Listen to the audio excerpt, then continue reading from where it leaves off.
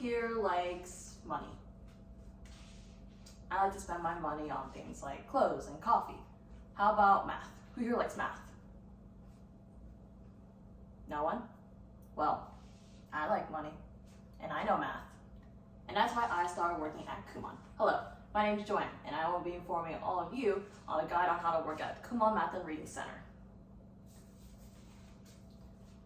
In case you're already curious about that experience, great, it's your lucky day. By the end of this speech, I hope this information serves as a potential foundation to you getting a job, as well as giving you an insight on what the tutoring job looks like in particular. Some crucial topics that I'll be discussing today are the paperwork process, the Kumon grading guide, as well as the proper Kumon etiquette, which again, hopefully gives you all an understanding of what it's like to be employed, as well as the responsibilities that come with that title. Starting a job, such as one as Kumon, requires paperwork as well as training in order to gain knowledge of how the facility as well as program is run. Paperwork, like in most jobs, just like Kumon, is very, very important.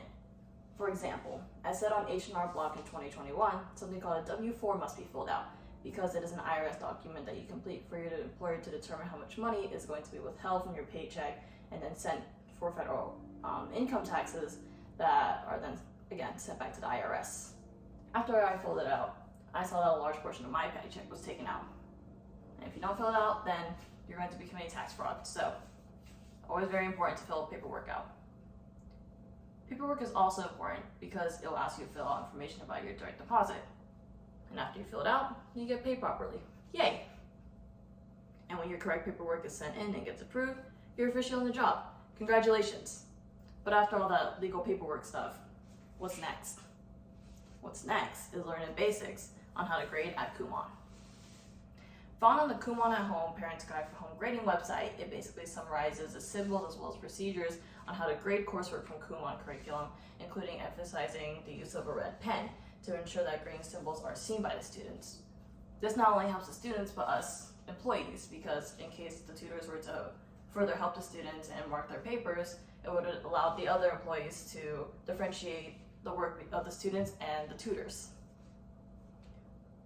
These grading symbols are usually represented by X's, triangles, as well as circles. Triangles on problems mean that the problem was left entirely blank or that the answer was slightly wrong. For example, if a student were to have answered 2/4 on a math section, I would mark that as a triangle. In order to push them towards the idea to further reduce that answer to 1/2, which is a true correct answer to the problem. X's just represent that a problem is completely wrong and that a student needs to go back and check their work again. When the opposite happens and the whole page is right, we'll go ahead and circle that so that the student knows that there's no corrections on that page that need to be made. Bam! You've become an awesome Kumon grader.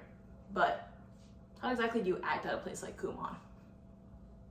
It was always protocol to act as well as speak with patience and respect to both parents as well as students. This allows us to create a positive learning environment, which is an absolute necessity because, as mentioned by Meryl and Shahan from Building Positive Learning, children can't exactly explore or learn until they feel secure. For example, I don't yell at a student when they don't know how to do algebra. Instead, I sit down, gauge, and try to figure out what exactly they don't understand and try to work around their personal learning needs as well as style.